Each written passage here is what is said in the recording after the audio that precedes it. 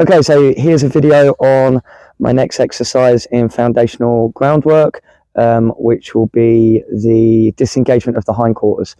Now, there's a lot of talk about disengagement of the hindquarters, and I look for something ever so slightly different from a lot of people. So a horse can cross its back legs without moving its back.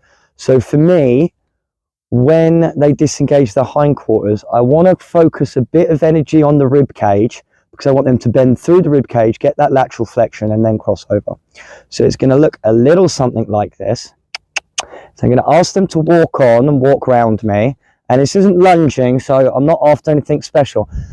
What I want to do is stop the back and move towards the rib cage and then the hindquarters until they turn their bums away from me and focus towards me. Some of the things to note is I don't want them to walk forward. I want them to stop the front, bend through the rib cage and move their hindquarters away from me. So on that side again, and I'm going to just ask him away from me a little bit. I'm going to slide my hand up and stop and put my energy towards his rib cage and hind end till he moves away from me, brings his head towards me and his bum away from me.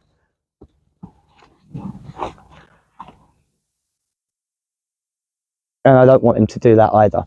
So going the other way, I'm going to ask him to walk away from me.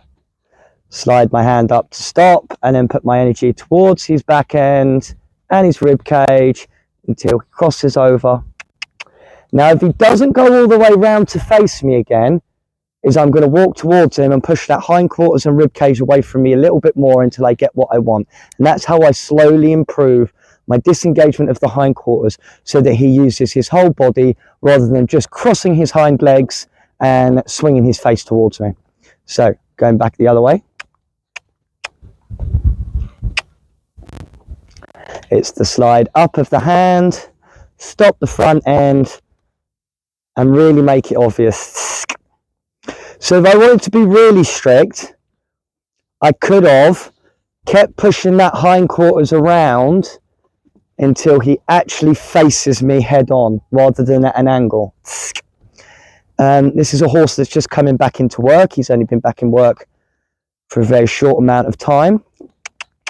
And so I'm not being overly strict with him today. I just want to make sure that he remembers some of the things he's known in the past. And then, of course, the thing to end up with is once you've disengaged, is you want to get them into the habit of going into neutral. So they're not allowed to walk towards you.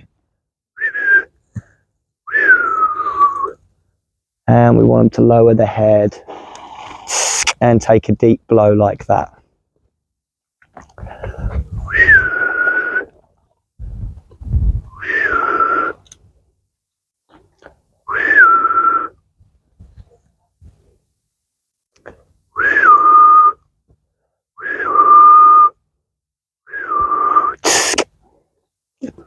And that's disengaging the hindquarters.